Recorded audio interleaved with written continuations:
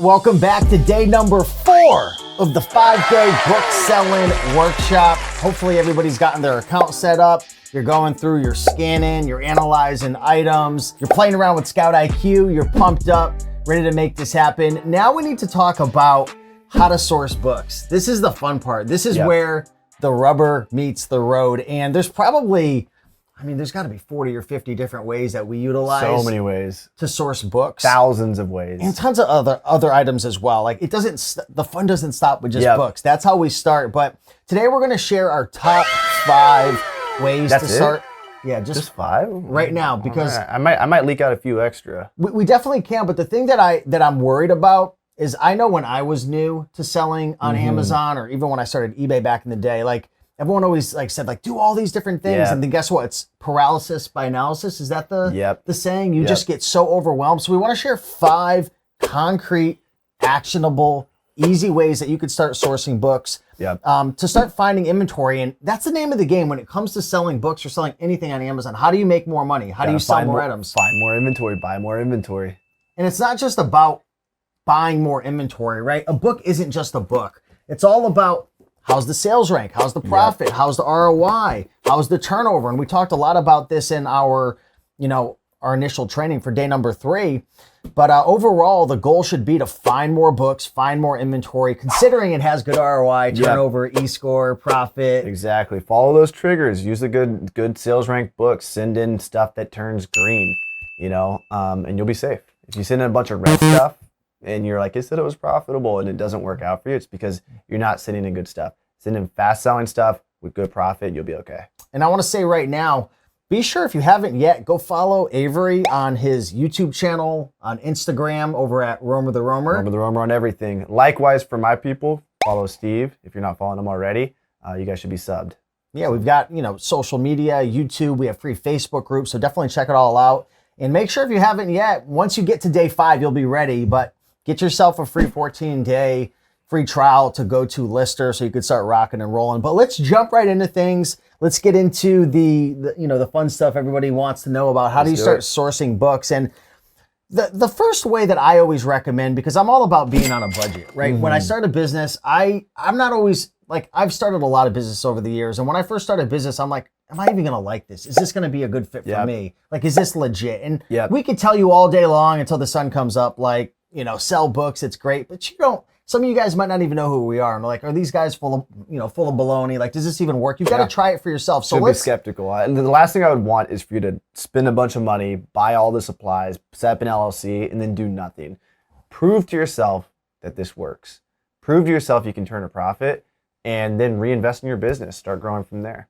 So exactly, great. So the first thing I would say is start sourcing inventory. This is tip number 1. Start sourcing inventory from around your house. Yep. I don't know if it was Gary Vaynerchuk, but somebody was like, the average person has $5,000 worth of profit in their house. Yeah, Gary V talks about that. Yeah, I don't know how true that is, but most people think books are junk. And a lot of them, I'm not talking from a knowledge standpoint, from a monetary standpoint. Most of them aren't worth money, but you'd be shocked. Some of your old textbooks, some of your even fiction, nonfiction book sets. I'd say your house, most people's houses have higher % profit books than all the strategies we're going to talk about.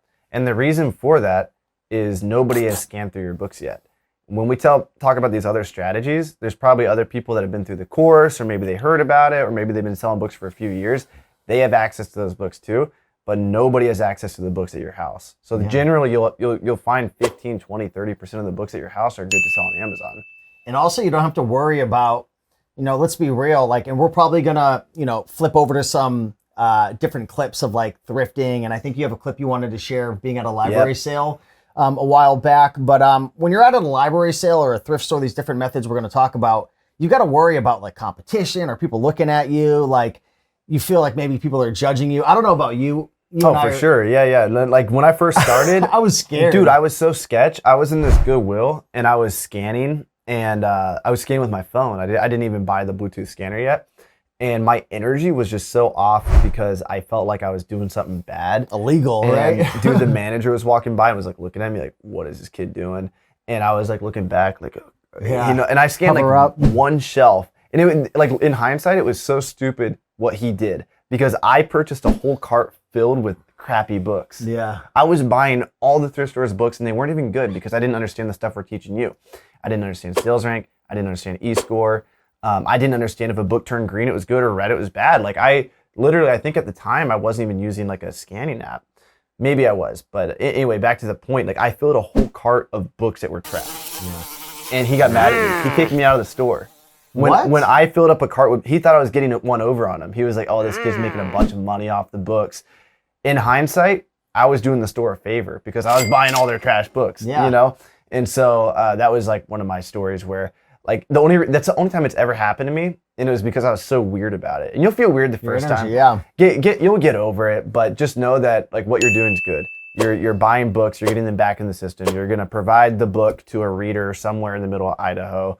Like you're doing good things, so don't feel bad about it. Yeah, and speaking of doing that, was that the employee or the manager? I think it was the manager, yeah. Yeah, speaking of doing, managers or whoever favors, right, in terms of books and whatnot. Friends and family, right? Let your friends and family know, hey, I'm starting up a book business if you're not too shy about it. I know sometimes in the beginning you're like, I don't want to tell anyone, which is fine, but ask your friends, ask your family, like, hey, do you have any books lying around? Because a lot of people, they've got a whole bunch of books, a bookshelf. They just want it gone, but they're big, bulky, heavy. Like, they don't want to deal with it. Like, if you can come and just, like, say, hey, I'll take them all or give you a couple bucks. You want to touch on that a little bit? Well, I mean, books are just heavy, man. Like, all booksellers want a bunch of books until you have too many books to deal with. One day, if you take this business seriously, you're going to have 20, 30 boxes of books that a library, a thrift store, somebody wants you to take. And on that fourth box, your back is going to burn. And you're going to be like, oh my gosh, what am I doing? Or you're going to be in a house filled with books. You agree to take them all away.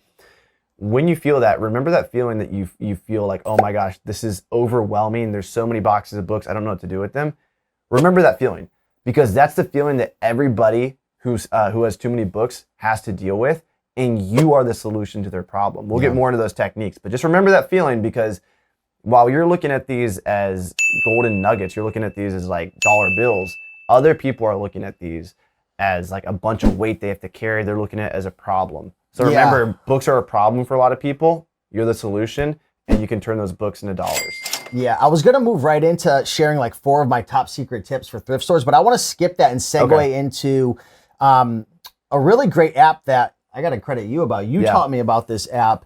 And I want to ask everybody, who here would love to be able to start their book business by getting hundreds, if not thousands of books coming directly to you for free, or you go pick them up for free? I don't know. I would, right? Yeah. And when I first taught Iris, my girlfriend, we used to live in Miami together. I'm here in Connecticut now, but I tell everyone I brought Miami back to Connecticut. So I locked her down, brought her back here. When she started her book business, and she's not doing it anymore because she's got a new job working for the state, just to be perfectly transparent. But when she was running her book business in Miami, she put out an ad on Nextdoor, okay? Tell everyone about the Nextdoor app, because you have helped. Free ad, right? She didn't pay for it. No, free. But you've helped so many people make money, and I took that and gave it to her, and she made hundreds of dollars off of it the first week. So Nextdoor is an app that allows you to verify where you live. So you sign up for Nextdoor, they send you a letter in the mail, which proves that you live in this zip code. Once you prove that, that's a barrier to entry. You can post within that app. It's like a social media app.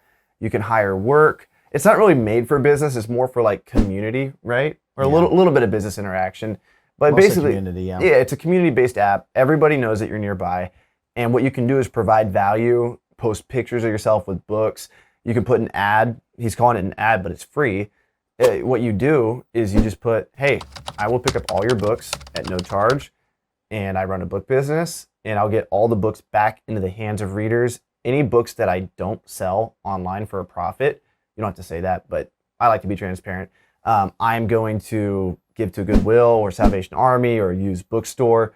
So what you're doing is you're providing value to the community by taking the books that aren't being read, you're taking them off the shelf, and you're putting them back into the hands of readers, and you're getting paid for it the whole time. Yeah. And this is a great method to get tons and tons and tons of books. Every single person I've ever talked to have done this has found books. Sometimes it takes a little bit of time, right? You will have, the funny thing is when my girlfriend was doing it, she was like, oh, there's already other ads out there. Like, I'm not going to get calls. She got calls. Yep. And what I've actually done inside of my community, Reselling Freedom, what I did is I created 13 different templates inside of Canva. Have you used Canva before to create graphics and stuff? Nope. Oh, it's pretty much like a cloud-based like graphic design. You can log in. I've created a whole bunch of templates that everybody could use. So if anyone is here in Reselling Freedom, go into the template section. I have literally ads, business cards you could use, templates, and you just plug and play, switch out your business name for it. Put those on Facebook Marketplace too. Craigslist, maybe. I don't know if people still use anywhere you can Craigslist. post them. Craigslist is a great place to get books. We'll talk more about those strategies. But one more pro tip with that is do it every week. Don't do it one time and be like, oh, it didn't work. You have to refresh it, refresh it, post on Craigslist, Facebook Marketplace. Like Steve's over here, he makes a video for Instagram. He posted on Instagram, TikTok, YouTube. He posted on all the platforms. He makes one piece of content that he spreads across all platforms. If you're going to post one on Craigslist, post it on Facebook Marketplace.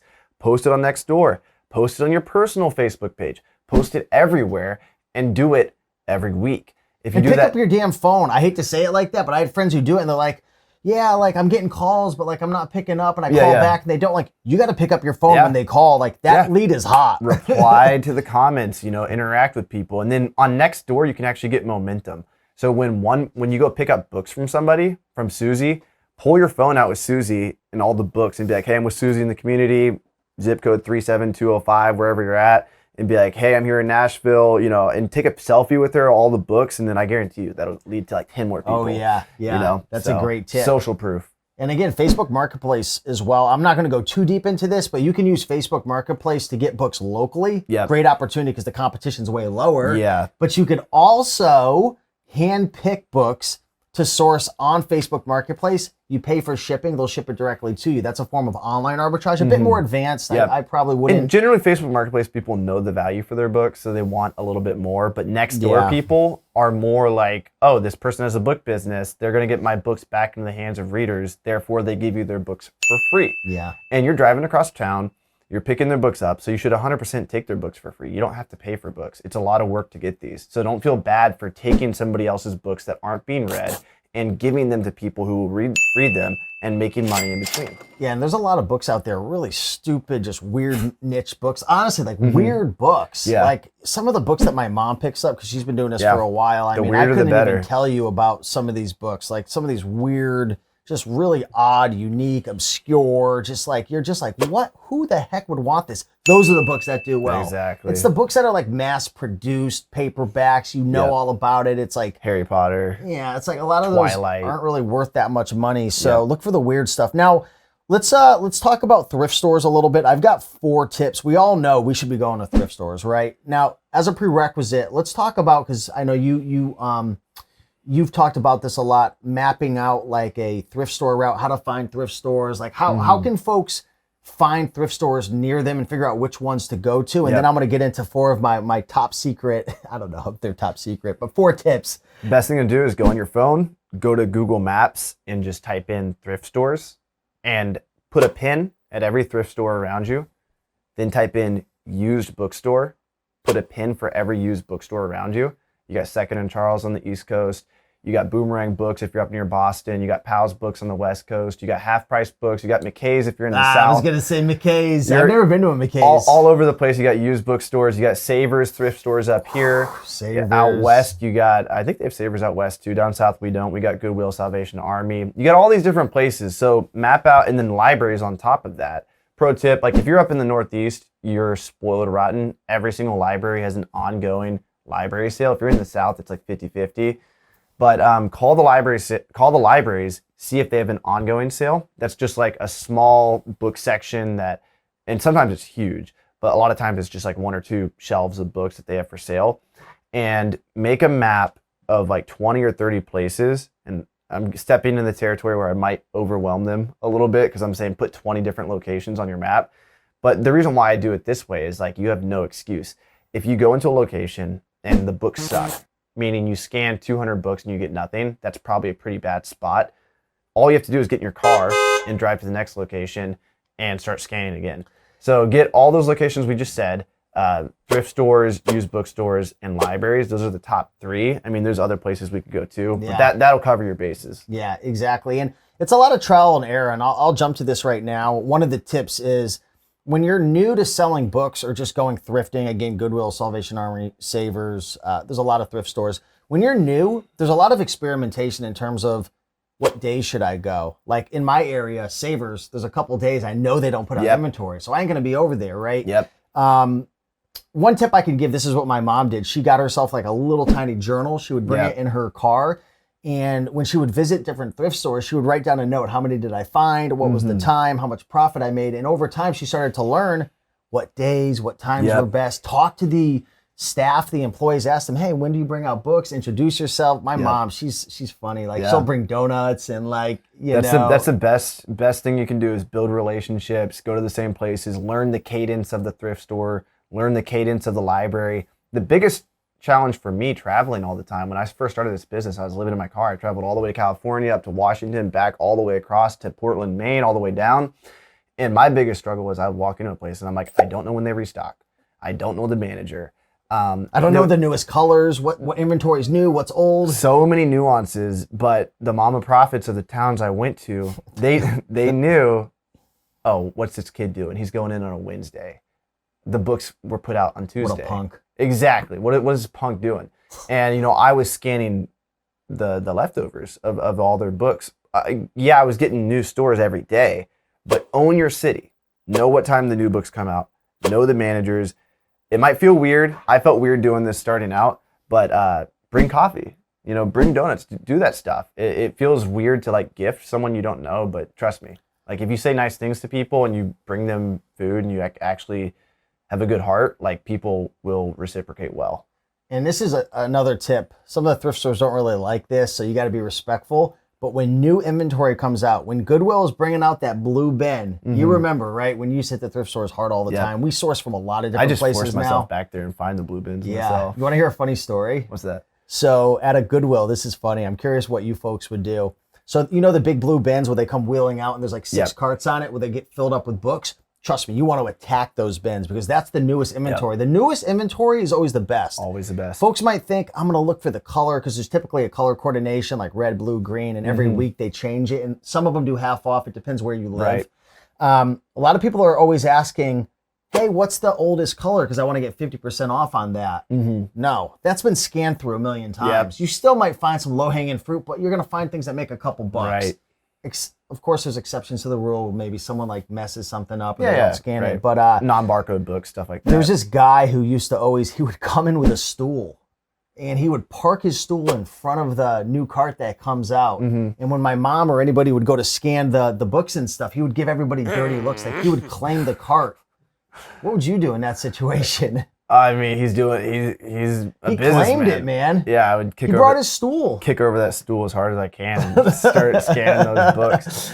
People get intense with this business, get guys. aggressive. We haven't even gotten into library sales yet, but I mean, library sales have a lot of fresh inventory that no one's seen before. And when you let 20 booksellers charge in there, especially in New Jersey, those people don't play around. I had someone the other day ask me, Avery, how many books? It was an Instagram DM. How many books should I expect to get or purchase when I go to a thrift store? My answer was anywhere from 0 to 50. Yeah. Like, honestly, I've gone to a thrift store tons of times, came up with nothing. Why? Yeah. Maybe they didn't have new inventory. Maybe a competitor beat me. Maybe I was just not looking hard enough and scanning enough inventory. And then other times I've hit jackpot city where I'm like, damn, if this was an everyday thing, I'd become a millionaire. But it's not an everyday thing. Let's just be Well, honest. you get better with time, and you realize what places are good, and then your time becomes more valuable because you know to go to certain thrift stores on certain days. But don't be afraid to leave a thrift store with nothing. Don't force yourself to buy something if it's crap. Especially if the thirst 20, 30 minutes, you're like, this sucks. Yeah. Just move on. Exactly. And if you've been there for 20 minutes, check your scans. If you've only scanned 20 books, that's your fault. What do you mean by check your scans? What does that mean? On Scout IQ, you can swipe over to the right and see how many books you scanned. Good tip. And make sure that you're actually if you're mentally this is not worth it, take a step back, look at the data. How many books did you actually scan and how many did you accept? And if you scanned 50 books, you didn't do anything. But if you scan a couple hundred and got nothing, maybe they are pretty bad. So this is a good question. What's a good accept rate for folks? What I mean is if you scan 1,000 books and you're at a thrift store, Goodwill, Salvation, Savers, wherever you are, mom and pop, consignment, pawn shop, by the way, good for DVDs, not really books. But what's a good acceptance rate? Honestly, I think anything over 3% is pretty good. So that means every 100 books, you might only get 3. So do the math. How is that worthwhile for someone? why should I not just be working a minimum wage job again? No Right, offense, but I'm right. just saying, like, why be doing this? So if you scan 100 books per hour and you find 3 per hour, and each book makes you around $4, let's say, after all costs, you're making $12 an hour. What if you can scan 3 times as fast? You should be able to scan at least 300 books per hour, which would bring you up to $36 per hour. And that's with low-end books. Low, We usually yeah. don't mess with low-end books like exactly. that. 3% we're talking about. Now let's up those numbers and say you're able to scan 500 per hour and you're able to accept 5%. You can easily be making $100 plus per hour, and this is extremely doable. So, And guess what? The first 3 we've talked about so far, I mean, really, friends, family, in your house is actually a really good one, but I would say thrift stores, especially, is the easiest, lowest barrier to entry. You're going to have the most competition. You're typically going to make for me, at least in 2023, moving on to 2024, I just feel like thrift stores are great to get started, but you wanna level up from there over time. Yep. It's just any and everybody and everybody's mom, including exactly. our Yeah. Seriously. My mom lives next to like the biggest used bookstore in America, McKay's used bookstore. So my mom literally has like fresh inventory all day. Yeah. Oh man. But my mom's not jealous. very aggressive, so like when they bring out the new books, she's not like running over there. Yeah. My mom needs a little bit more of that stool energy, where she just goes up and puts the stool down and starts. She's got that stool energy. She needs that stool If energy. you ever see someone with a stool at your local thrift store, don't mess with yeah, them, they're right? not playing around. Okay, cool. So we talked about friends, family in your house. We talked about the Nextdoor app. We talked about thrift stores. Let's talk about library sales. Now, the last one is something I'm really excited to share with you guys about. I'll show Avery a little sneak peek. That'll be the last one. Oh, but yeah. let's talk about library sales. I'll be honest with you, with everybody. When it comes to library sales, I don't have a ton of experience. I've gone to them, but I think this should really be your area because you used to go crazy. I mean, I know some websites. I can give some tips, but you're the expert when it comes to this. Yeah, so first of all, go to booksalefinder.com. You'll see a list of all the library sales in your region. So you'll see all the library sales in Tennessee. You'll see all the library sales in the South. It's worth traveling to cities for these library sales, but it's only worth it if you show up on time. So, well, they got some new ads on there. That's interesting. So what you want to do is buy a membership to every library sale you go to, because the membership always allows you to get early access. So you're going to become a member of the Friends of the Library. So this allows you to get early access, plus you'll get emails as time goes on. So put all the library sales that are up and coming in your calendar. So you want all the library sales in your calendar, you want to show up on time, and then when you get in there, my opinion is go straight for the textbooks.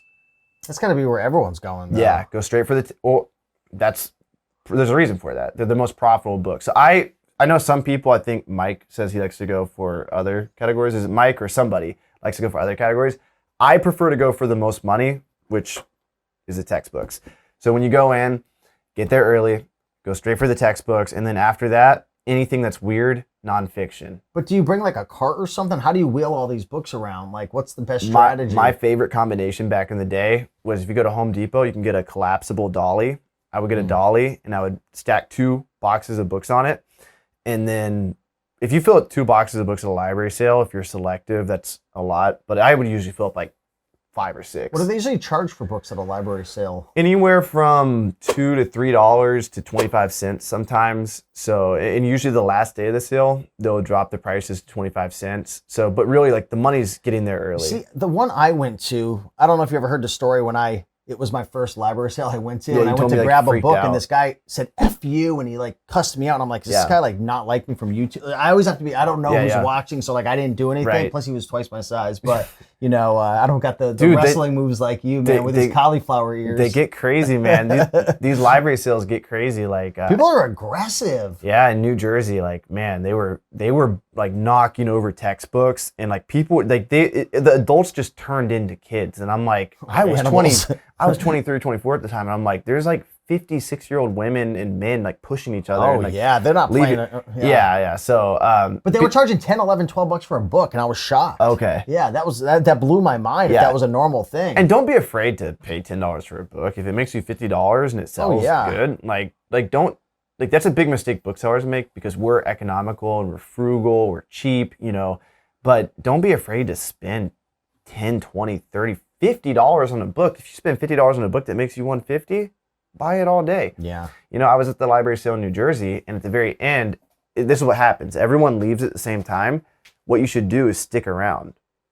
scan all the non-barcode books, Oh. scan the children's section, and then find sets of books. So no Children's section, really? Yeah, children's section's good. Because a lot of people don't scan it.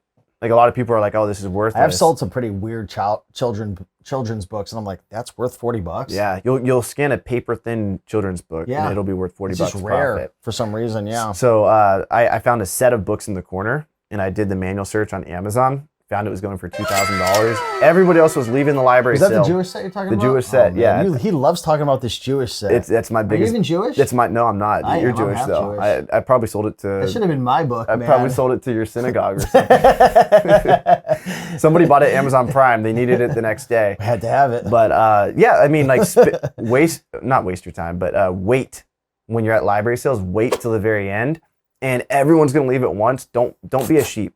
Don't follow the herd. Stay behind and scan, all the leftover stuff.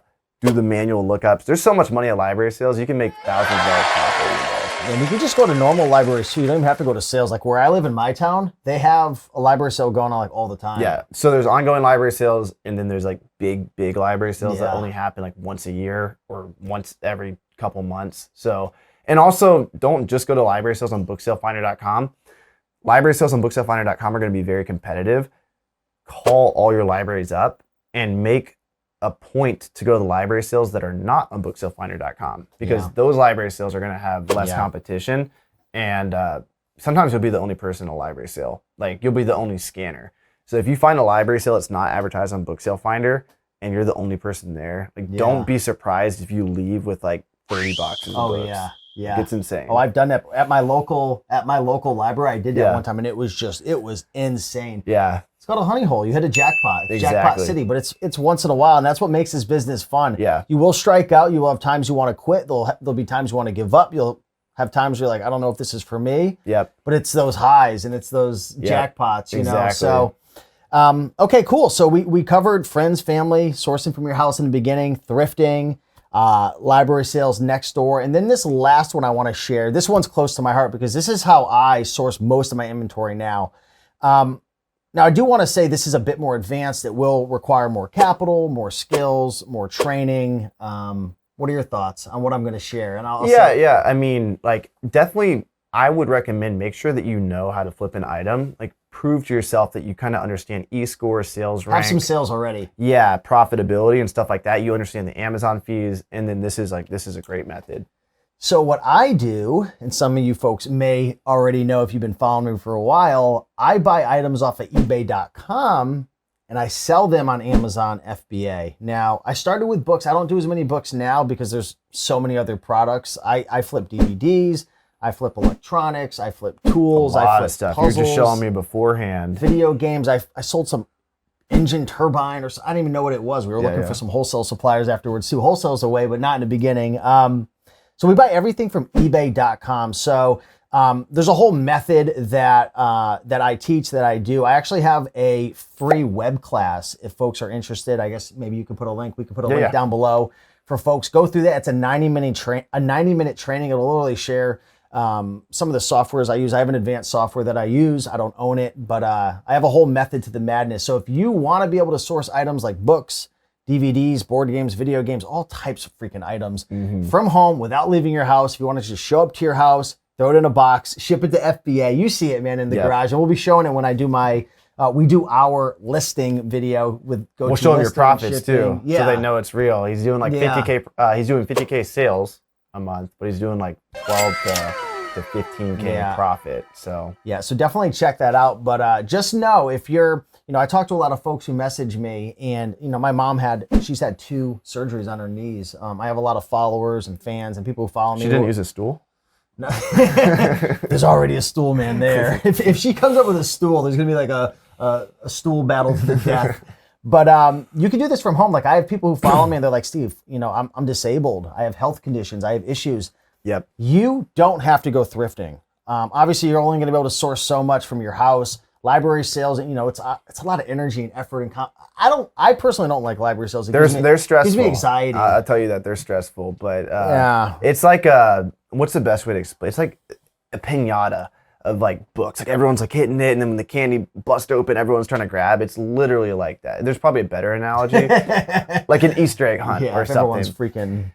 Everyone's just drugs. grabbing it. Yeah, you see grown adults act like children. You know, it gives me anxiety too, going to the Goodwill outlets, the Goodwill bins. Yeah, it's same It's exact. the same thing. Same I call it vibe. like a bunch of animals in the jungle just fighting over, like, it's ridiculous. You know what's so silly though? It's like if they just posted on Nextdoor, they would get better quality books, but like instead their mind's like, it's like a piranha. It's like, oh, the piranhas smell the other piranhas going after blood. So it's like, I gotta get to the library sale too. And it's like, dude, if you just breathe for a second, post on Craigslist, Facebook Marketplace, Nextdoor, you'll have an unlimited supply of books that are more profitable. So make sure to do the other stuff we said too. Like, don't just get caught up on library sales, and try all these techniques. You know, when I used to go to the bookstore, I would scan a book, and I didn't know about eBay to Amazon, but I would see the book was going for really cheap on Amazon.com. If I could buy it in the bookstore for $6 and make a profit selling it for, I don't know, $30 on Amazon, I would see that somebody else was selling it for like $3 or $4 on Amazon, and I would buy it from the Amazon seller. This is kind of like a complicated technique. Joji talks more about this. You talk more about this, but I would buy it from the Amazon seller, ship it to my house. So I bought one at the bookstore, one from the Amazon seller, and I would sell both of them on Amazon because some people just price their books far too cheap. And kind of like eBay to Amazon harps on that. Like, people are selling items way too cheap on eBay. You can buy those items and flip them on Amazon for massive profits. And the crazy thing is, like, and you've sold books before on eBay, like, things just don't sell as well. Like, I'm not saying you can't make a ton of money. Like, I used to have a full-time business selling just clothing on eBay. Yeah. I did that. I was doing $6,000 to $8,000 a month. But things don't sell super well. And eBay sellers are like, a lot of them are suffering now with the algorithm and stuff. So if you make an offer, a best offer, negotiate in multiple quantities. Let's help those eBay sellers out and buy some of their items and honestly, flip them for a profit on Amazon. We purchased over 1,000 items last month from eBay, and I didn't have to leave my freaking house. Obviously, it's not for everyone. It takes more capital, more experience. But just know, if you're like, I don't want to be doing books because I'm going to be stuck at thrift stores and library sales my whole life, and maybe you got some bad knees or you had surgery or disabled, trust me, there's a lot more. Like, this is the reason we put out this book selling workshop, is it's the best way to get started. And books is a stepping stone to DVDs and electronics. And next thing you know, you're doing wholesale. You could be creating your own products. So retail arbitrage, online arbitrage. It's crazy. So I think that's all we've got for the 5 tips. If you guys want to learn more about sourcing, if you want to learn more about leveling up, definitely check out Reselling Freedom. We'll put some links down below. Check out, our social media, our YouTube channel, our Facebook groups. We're here to help you and support you. But the next video, this is where it all comes together, okay? So in day number 5, do you want to tell them what we're going to be doing? Yeah, we'll be going over how to get your books active on Amazon as quickly as possible, how to price your books for as much profit as possible, get the books out the door so they can start selling, so you can start getting money in your bank account. Yeah, and what we're going to be sharing with you, some of you folks may have watched my older workshop that was shot in, I think, 2020 or so. I did things way slower back then. Way slower. Way slower. Not just because of GoToLister. Obviously, that's helped a lot. I'm just being transparent. I had a crappy printer. I had a crappy system. It's just... You've optimized your whole... You found the best printer. I've made mistakes. And we've all been through this. I've used the Dymo printers. I've used, Dude, don't get me in a bad mood. I know some people love Dymos. I want to freaking take a baseball bat to my Dymos. Yeah, you should sell your Dymos on Amazon. They actually go for decent profits. Do. Yeah. Those are actually a good eBay to Amazon flip, but I won't say anything about that. But yeah, let's get ready to rock and roll. See you for day number 5. Much love. Talk to you soon. Peace out, guys.